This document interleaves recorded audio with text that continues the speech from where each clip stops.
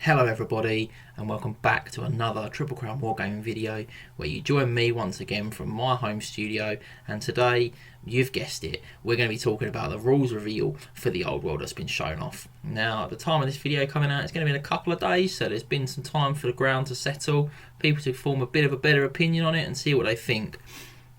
Now today I just want to talk about what we know, what we know is going to be different from 8th edition, and things that are my thoughts on it, what I hope for, what I'm looking at, things like that. So without further ado, let's get right into it. Now obviously initially they've confirmed that we're going to be seeing a lot more articles on the up ones that are released now. They've shown off some of what we're going to be looking at. So they spoke initially about that they're going to be doing articles for each of the four phases of the game. They're going to be doing articles on morale, psychology, magic. They've also said doing articles on factions, the future of the game, which is quite an interesting one, and there was another piece as well which does escape me. But today, obviously, we're going to talk about what they have shown off, what we do know for certain. There's not going to be many I don't know at this point, and that is the first phase of the game. Now, the first phase of the game has been known as the strategy phase, which is, it's effectively a brand new phase.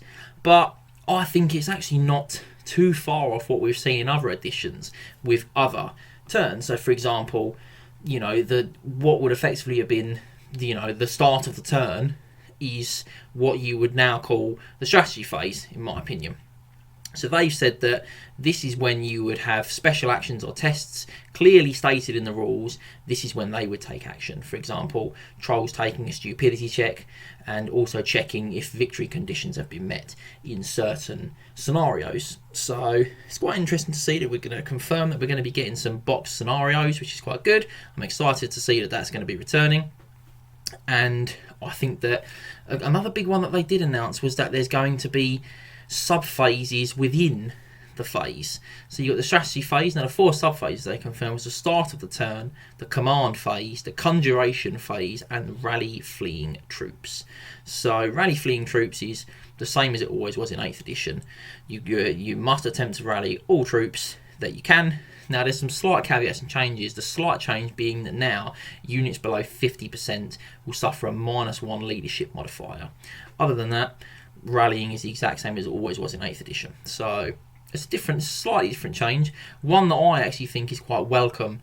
I'm quite pleased to see that is an addition in the game. It does make sense that as your unit whittles, the unit would struggle to rally or suffer those ill effects, if you could say. Obviously below 25% is still a natural roll of a double one to pass. So that's not really changed very much in terms of the rally fleeing troops. But pretty much, and then start of the turn obviously, but pretty much I will say everything else in this phase is relatively brand new. So we had the news that magic is going to be changing, and now spells are going to be cast in each phase, which is quite interesting. I think that's that's one of the things that I've been a little bit dubious about myself. One of the things I'm looking forward to getting some new and more news on when they inevitably do the article showing off the rules for magic. Because obviously I was a massive fan of the magic phase in 8. For me, magic is a really quintessential part of Warhammer 8th edition and Warhammer in general, in my opinion.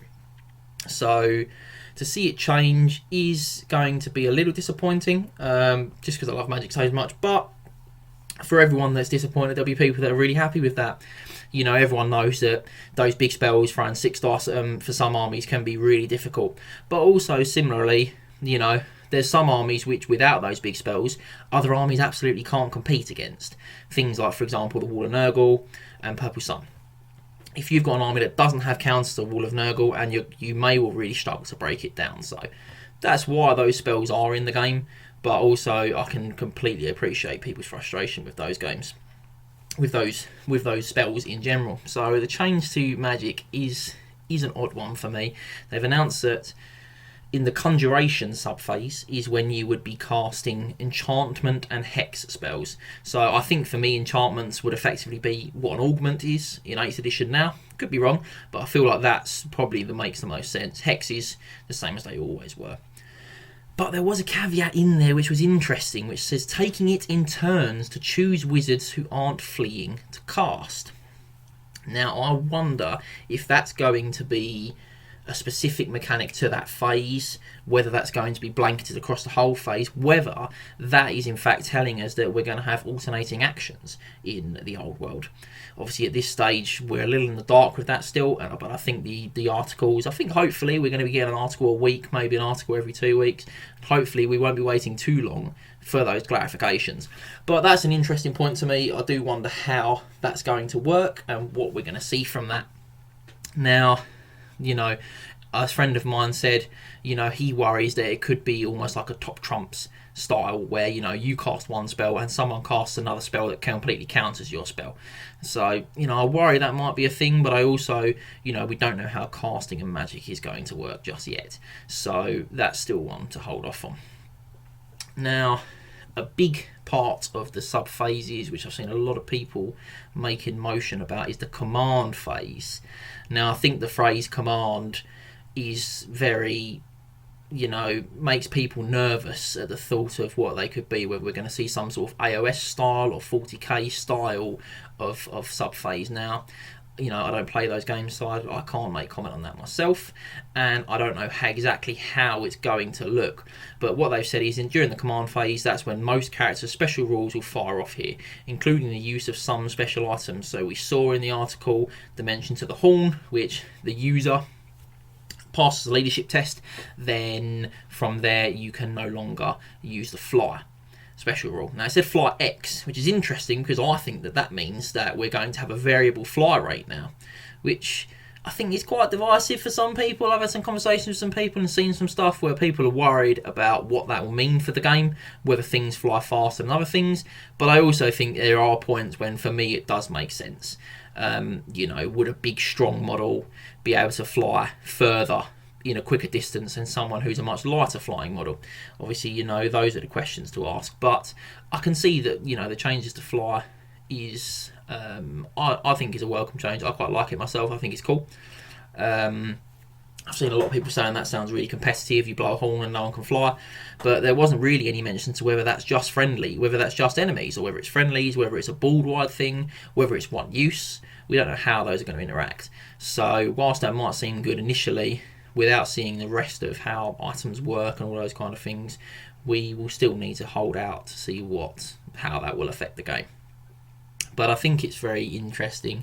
We also got some mention to magic. Now, there was, so to confirm the spell types that they showed off, you have enchantment and hex spells, which are cast in the strategy phase. You've got conveyance spells, which are cast in the movement phase, the second phase of the game. You've then got magical missiles and magical vortexes, or vortices if you would, make a return in the shooting phase. Now, I for certain thought that magical vortex was gone. I didn't think it was going to return with how polarising it was in 8th edition, and you know, in reality there wasn't a screaming amount of vortexes in 8th edition, so I was very surprised to see it come back. But it's going to be interesting to see how it interacts with the game. And then finally the combat phase, the fourth and final phase of the game, where you can now cast assailment spells, which is another new type. So conveyance, enchantment and assailment, really those are the three that we've never really seen before. As I said, I think that enchantment is just going to be augment, but you know, you could argue that assailment would also be augment, so, or hex in turn. So maybe we're going to see, well, we definitely have seen a change to that, which whether it's how that's going to affect it. So yeah, I mean, magic's going to be a weird one. Obviously they mention in magic changes that spells have a range based on the caster's command range. Now again, similar to obviously talking about the command phase, there's got a lot of people worried about what that's going to be, whether it's going to be something like other Games Workshop systems where if you are in range of a bubble of inches, then your unit gets X buff. For me, I don't think that that's what the command range is going to be. I think command range is going to be a catch-all term for things like Inspiring Presence, spell range, marching bubble if you're using Nehakara or undead vampires, things like that.